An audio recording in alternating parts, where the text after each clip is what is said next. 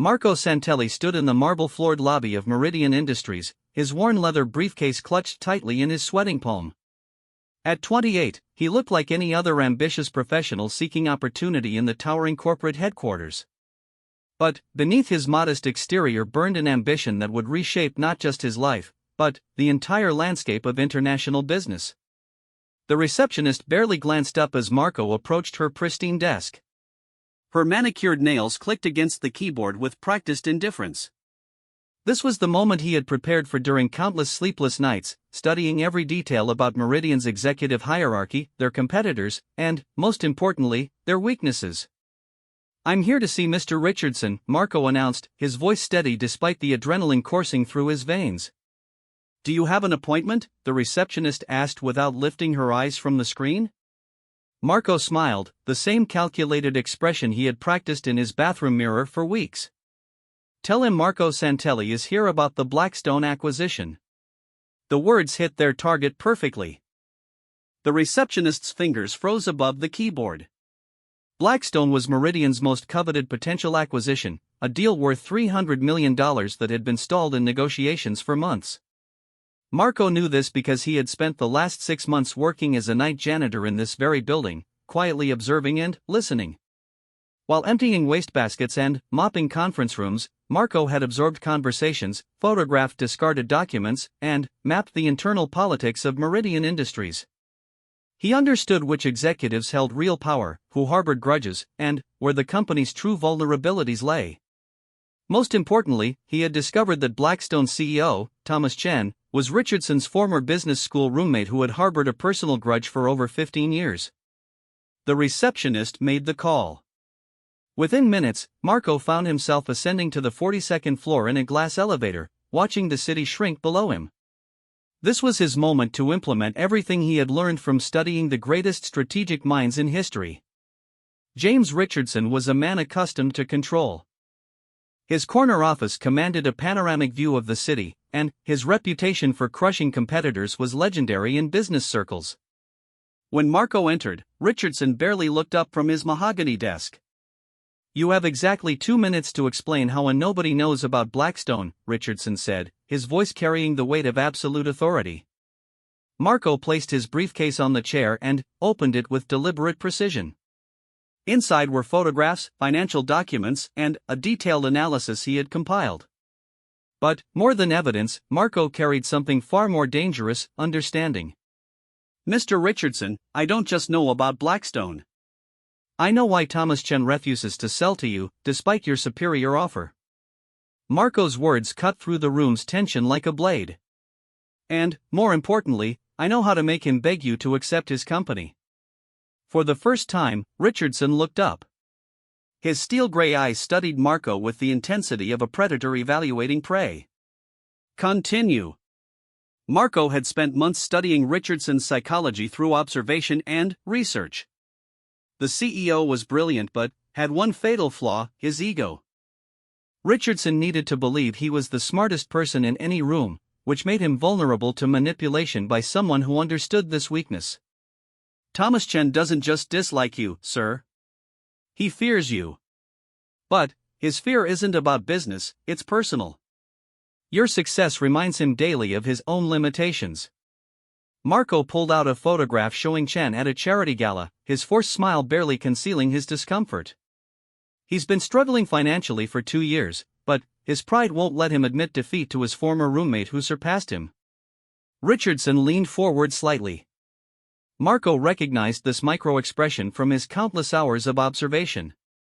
It meant interest was transforming into hunger. What Chen needs isn't just money, he needs dignity. He needs to feel like he's winning, even while he's losing. That's where traditional negotiation fails. Marco placed another document on the desk. "But if we approach him through his business partner, Helena Vasquez, and frame this acquisition as Chen doing you a favor by selling his successful company to help your expansion into Asian markets. He saves face while getting exactly what he needs," Richardson finished, his eyes now fully focused on Marco. Marco nodded. "Chen gets to be the successful entrepreneur helping out his old friend's ambitious expansion, rather than the desperate businessman selling to survive." His ego remains intact, your acquisition succeeds, and everyone wins. But Marco wasn't finished. He had learned from studying historical power plays that information was only valuable when it created dependency. However, sir, this approach requires precise timing and careful handling. Helena Vasquez responds to personal relationships, not corporate pressure. She needs to trust the messenger. Richardson studied the young man before him. And, you believe you can earn her trust? Marco allowed himself a small smile. I already have, sir. I've been volunteering at the same literacy program she supports for the past 4 months. She considers me a friend. The silence that followed was electric. Marco could see Richardson's mind working, calculating the implications. Here was a complete strategy, delivered by someone who had somehow gained access to key players without Richardson's knowledge or resources. Who are you really, Mr. Santelli? Richardson asked finally. I'm someone who understands that success isn't about having the best ideas, sir. It's about understanding people well enough to help them choose your ideas over their own. Marco's response carried a confidence that surprised even him. I'm someone who spent 6 months learning everything about your company, your competitors, and your goals. Richardson was quiet for a long moment. Then, he pressed his intercom. Cancel my 3 o'clock meeting. Marco knew he had won the first battle. But, this was only the beginning of a much larger war. As Richardson began asking detailed questions about Helena Vasquez and the proposed strategy, Marco carefully revealed information in calculated portions. He had learned that people valued most what they had to work to obtain. Over the next hour, Marco demonstrated not just knowledge but strategic thinking that impressed Richardson. He showed how the Blackstone acquisition could be leveraged for 3 additional deals, how Helena's connections could open doors in emerging markets, and how the entire sequence could position Meridian for unprecedented growth. But, most importantly, Marco positioned himself as indispensable to the execution. Without explicitly saying so, he made it clear that these relationships and insights couldn't simply be transferred to someone else. They required his ongoing involvement. When the meeting ended, Marco had a consulting contract worth more than most people earned in a year, an office on the 38th floor, and direct access to Richardson for the Blackstone project. But, more than professional advancement, he had gained something far more valuable, a front-row seat to learn how real power operated at the highest levels. As Marco rode the elevator down that evening, he reflected on the day's success. The night janitor had become a strategic consultant in a single afternoon, but this transformation was only possible because of months of careful preparation and the willingness to see opportunity where others saw only routine work. Walking through the lobby where he had once emptied trash bins under the cover of darkness, Marco realized he had just learned the most important lesson of his life. Power wasn't something you were born with or given. It was something you created by understanding the desires and fears of others better than they understood them themselves. The Blackstone acquisition was just the beginning. Marco had bigger plans, and now he had the position to execute them. As he stepped onto the busy street, blending into the crowd of evening commuters, Marco smiled, knowing that in a world of transparent motives and obvious strategies, the person who truly understood human nature held all the cards. His phone buzzed with a text message from Richardson, meeting with Helena Vasquez scheduled for next week. Don't disappoint me. Marco typed back a simple response, I never do, sir. But, privately, he was already 3 moves ahead, planning not just Helena's recruitment to their cause, but how this victory would position him for the real prize, Richardson's own position. After all, the best students eventually surpass their teachers, and Marco was proving to be an exceptional student indeed. 6 months later, Marco sat across from Helena Vasquez in a quiet coffee shop 3 blocks from Meridian Industries. The morning sunlight filtered through large windows, casting long shadows across their table. Helena stirred her cappuccino slowly, her dark eyes studying Marco with the careful attention of someone who had survived decades in international business. You've been very patient with this friendship, Marco, she said finally. Most people would have pushed their agenda by now. Marco sipped his black coffee, maintaining the easy smile that had become his trademark. What agenda would that be? Helena laughed, a sound both warm and sharp. The one that involves my business partner selling his company to your boss. Did you think I wouldn't figure it out? This was the moment Marco had been preparing for since their first conversation at the Literacy Center. Helena was brilliant, perhaps more so than Richardson himself, and she had clearly done her own investigation. But Marco had anticipated this confrontation and planned his response carefully. You're absolutely right, he admitted, setting down his cup. Richardson does want to acquire Blackstone Industries. And, yes, I was assigned to develop a relationship with you to facilitate those negotiations. Helena raised an eyebrow. Refreshing honesty. Most people would deny it. Most people don't understand that the truth, properly presented, is often more persuasive than lies. Marco leaned forward slightly. But, here's what Richardson doesn't know, I'm not working for him anymore. I'm working for a much more interesting opportunity. For the first time in their months of acquaintance, Helena looked genuinely surprised. Explain. Marco had spent weeks crafting this conversation.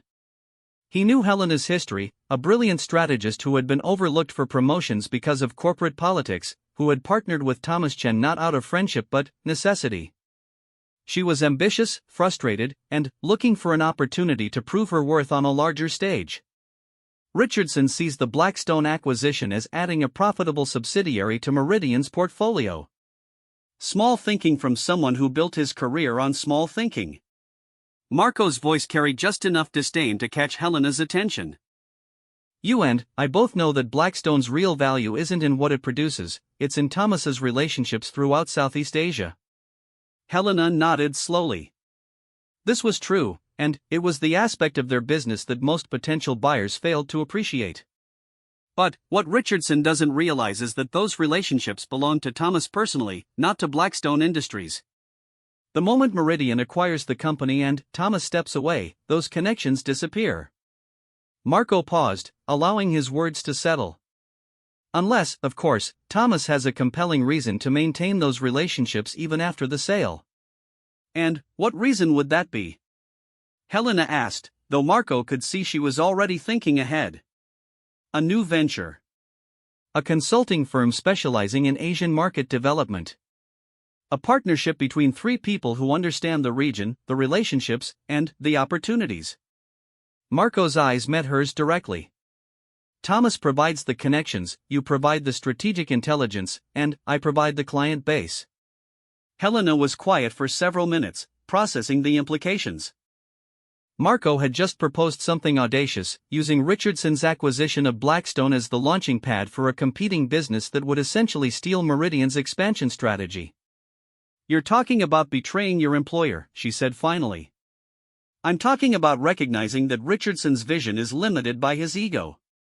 He wants to own Thomas's relationships rather than partnering with them. That approach will destroy the very asset he's trying to acquire. Marco's voice remained calm, but his words carried conviction.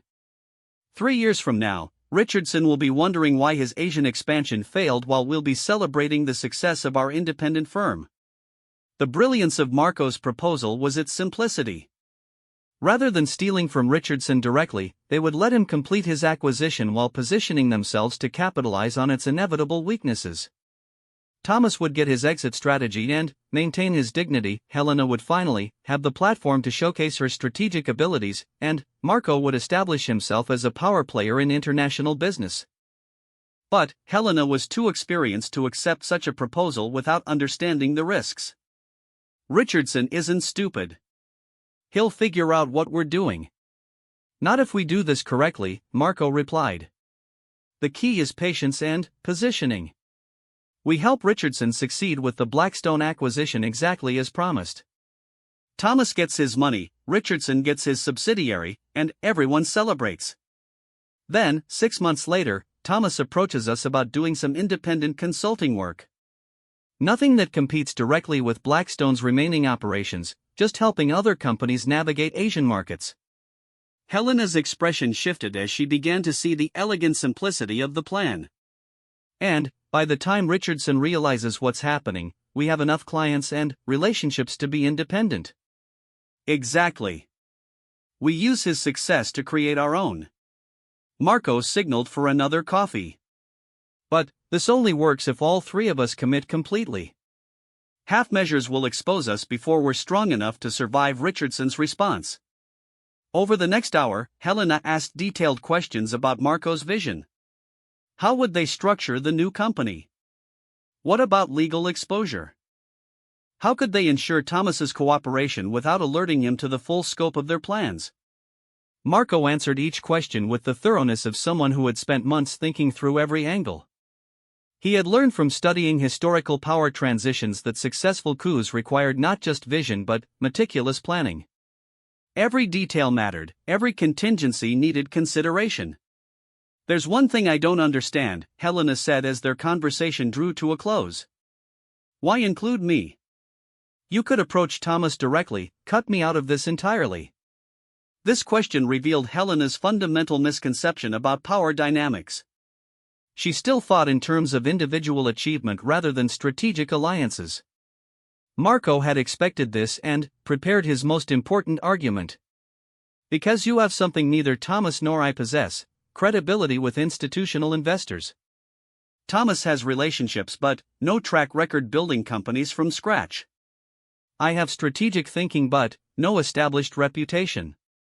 You have both operational experience and financial connections. Marco's words carried genuine respect. More importantly, you understand that sustainable power comes from building systems, not just exploiting opportunities. Helena smiled for the first time during their conversation. You've been studying me as carefully as you studied Richardson. I study everyone, Marco admitted. It's the only way to understand how individual strengths can create collective power. As they prepared to leave, Helena extended her hand. I need 2 weeks to think about this. And I need to have some conversations with Thomas to gauge his interest without revealing specifics. Marco shook her hand firmly. Take whatever time you need. Good decisions can't be rushed. But, privately, Marco knew Helena had already made her choice. Her questions had revealed excitement rather than skepticism, and her body language had shifted from defensive to collaborative.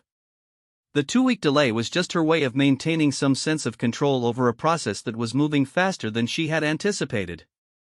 Walking back to Meridian Industries, Marco reflected on the morning's success. In 6 months, he had transformed from night janitor to strategic consultant to architect of what could become a multi-million-dollar business. But, more than financial gain, he had learned to see opportunities that remained invisible to others. Richardson greeted him with unusual enthusiasm when he arrived at the office. Helena Vasquez called this morning. She wants to schedule a meeting about the Blackstone acquisition. Whatever you said to her worked. Marco nodded modestly. She just needed to understand that this deal benefits everyone involved. Excellent work. I'm beginning to think you have real talent for this business. Richardson's praise carried genuine warmth. Keep this up, and there could be a permanent position for you here after the Blackstone deal closes. Thank you, sir. That means a great deal coming from you. Marco's response was perfectly calibrated, grateful but not desperate, confident but not presumptuous. As Richardson outlined his vision for expanding the consulting division, Marco listened attentively while privately calculating how Richardson's own ambitions would ultimately facilitate their independence. Every piece of praise, every expression of trust, every sign of Richardson's growing dependence on Marco's insights was another step toward the larger goal. By the time Marco returned to his office that afternoon, he had received a text message from Helena. Thomas is very interested in our conversation. Let's meet next week to discuss details. Marco smiled as he deleted the message. The second phase of his plan was beginning exactly as anticipated. Richardson believed he was acquiring a valuable subsidiary, Helena thought she was finally getting the recognition she deserved, and Thomas would soon discover an opportunity to leverage his relationships for even greater profit. All three of them were getting exactly what they wanted. The fact that Marco was positioning himself to benefit most from their success was simply a testament to superior planning and deeper understanding of human motivation.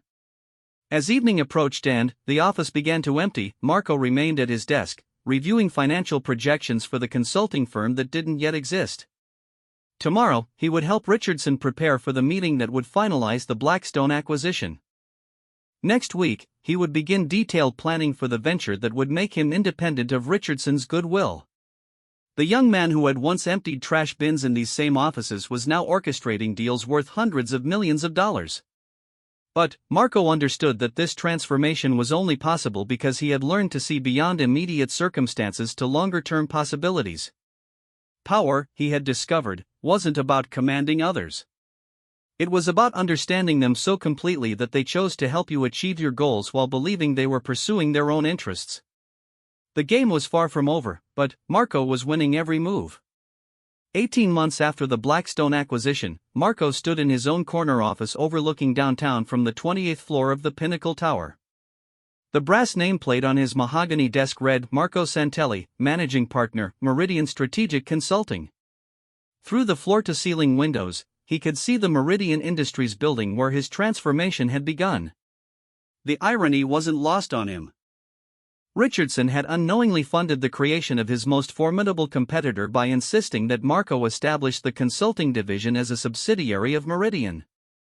What Richardson had envisioned as a modest additional revenue stream had grown into a powerhouse that now threatened Meridian's dominance in several key markets. Helena entered without knocking, carrying 2 cups of coffee and wearing the confident smile of someone who had finally found her proper place in the business world. As Chief Strategy Officer of MSC, she had orchestrated deals that even Richardson's most experienced executives couldn't match. "Thomas is on his way up," she said, settling into the leather chair across from Marco's desk. "The Singapore deal is ready for final signatures." Marco nodded, reviewing the contract that would establish MSC's first permanent Asian office.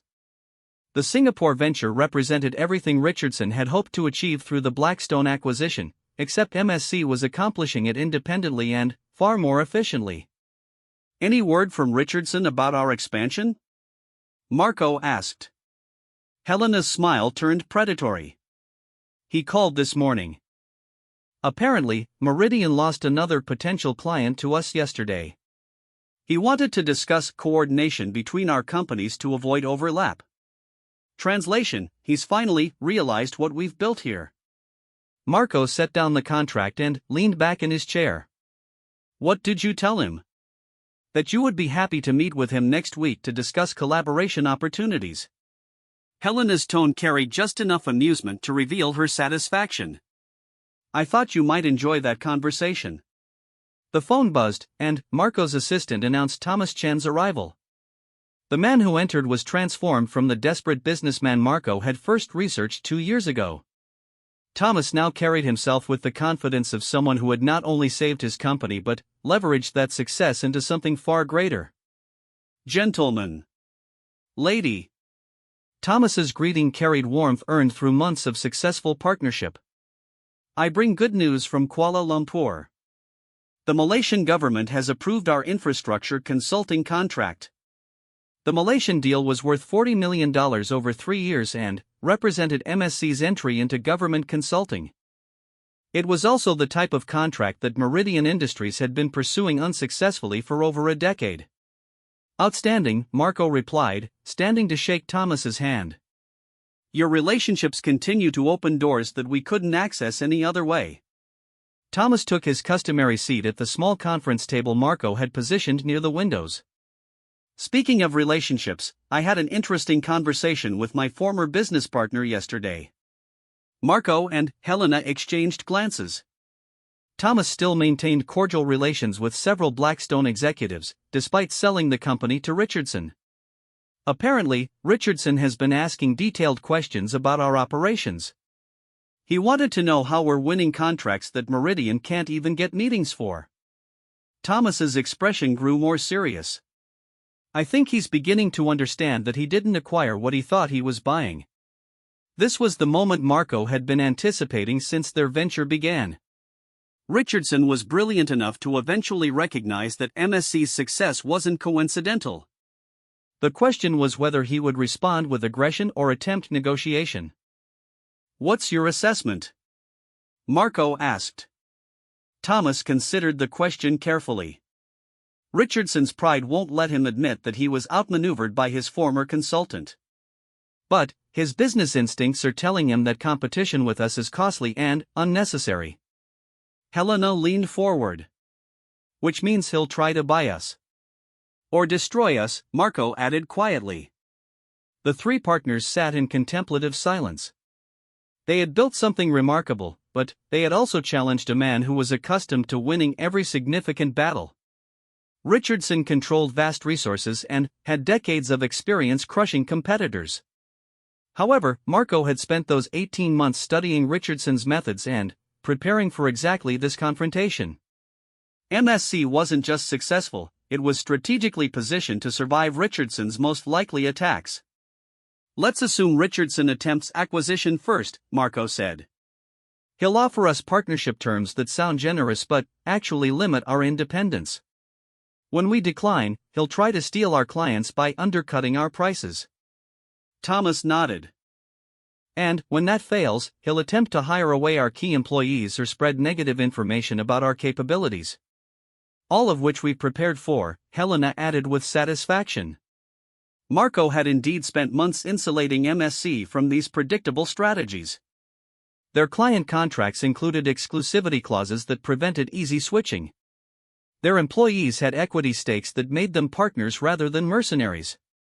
And their reputation was built on results that spoke louder than any corporate whisper campaign. But Richardson's most dangerous weapon isn't business strategy, Marco continued. It's his ability to make people believe that opposing him is futile.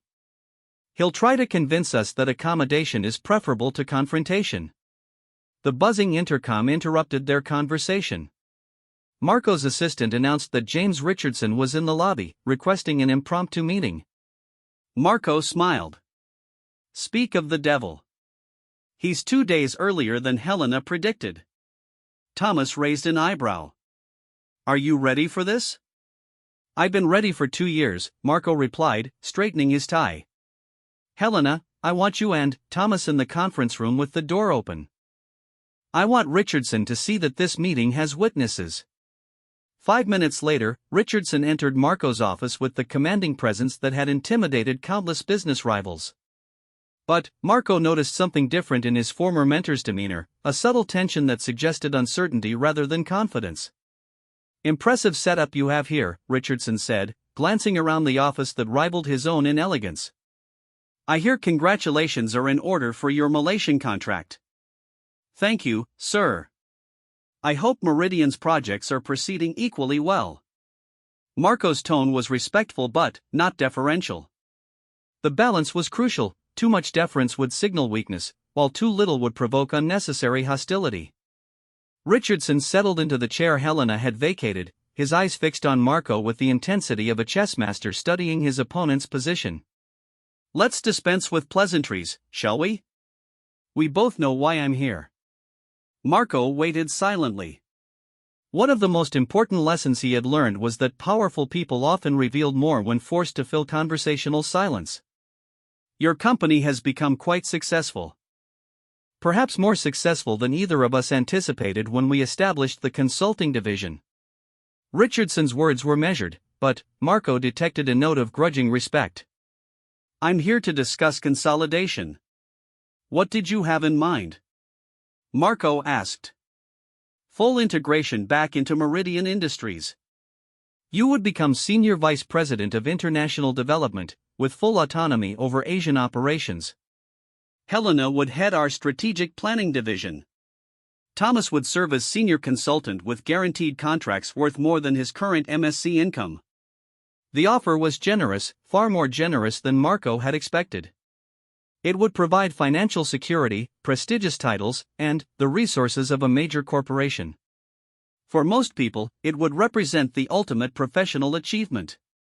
But Marco had learned to see beyond immediate benefits to longer-term implications. Accepting Richardson's offer would make them employees again, subject to corporate politics and Richardson's ultimate authority. More importantly, it would eliminate the independence that made their success possible. That's a very attractive proposal, Marco said carefully. What would happen to MSC's existing client contracts? They would transfer to Meridian, of course. Our clients would benefit from Meridian's larger resource base and broader capabilities. Marco nodded thoughtfully. And MSC's current equity structure? Richardson's pause was barely perceptible, but Marco caught it. The partners would receive Meridian stock equivalent to their current holdings, plus signing bonuses commensurate with their contributions. The offer was a trap disguised as generosity. Meridian stock would make them wealthy, but it would also make them dependent on Richardson's continued success. Their current MSC equity gave them control over their own destiny. I appreciate the proposal, sir. But I need to discuss it with my partners before making any decisions. Richardson's expression hardened slightly. Of course. But I should mention that market conditions are becoming increasingly competitive. Companies that try to operate independently in this environment often find themselves struggling to maintain their client base. The threat was subtle but unmistakable. Richardson was offering partnership first, but he was prepared to wage business war if necessary. I understand, Marco replied calmly. Competition does tend to separate successful companies from marginal ones. For a moment, the two men stared at each other across the desk. Richardson was seeing, perhaps for the first time, that his former protege was no longer the ambitious young consultant seeking approval. Marco had evolved into an equal who couldn't be intimidated or purchased. Richardson stood to leave. I'll expect your answer by the end of the week. You'll have it by Thursday morning, Marco promised. After Richardson left, Helena and Thomas joined Marco in his office. Their expressions reflected the tension that all three were feeling. He's not going to accept rejection gracefully, Thomas observed. No, he isn't, Marco agreed. But we're not the same people who started this venture 18 months ago. We're stronger, smarter, and more prepared than Richardson realizes. Helena pulled out her tablet. I've been analyzing Meridian's vulnerabilities while you two were talking. Richardson's expansion strategy has left them overextended in several markets. If we wanted to, we could cause significant damage to their operations. Marco considered this information. Aggressive retaliation against Richardson would be satisfying, but it would also be dangerous. Better to position MSC as the rational alternative to Meridian's increasingly desperate strategies. We're going to decline Richardson's offer, he announced. But we're going to do it in a way that leaves the door open for genuine partnership in the future. Thomas looked puzzled. You want to maintain a relationship with someone who just threatened us? I want to demonstrate that we're successful enough to be magnanimous. Richardson respects strength, but he destroys people he perceives as threats. If we can position ourselves as potential allies rather than competitors, we survive and prosper. The strategy was classic misdirection. Rather than engaging in direct confrontation, Marco would redirect Richardson's competitive energy toward other targets while MSC continued growing its market share. Over the following week, Marco crafted a response that acknowledged Richardson's offer while politely declining integration. More importantly, he proposed a strategic alliance that would allow both companies to pursue different markets without direct competition. Richardson's response was immediate and hostile. Within days, Meridian launched an aggressive campaign to win MSC's clients with below-cost proposals. Richardson also began recruiting MSC employees with offers that were impossible to match.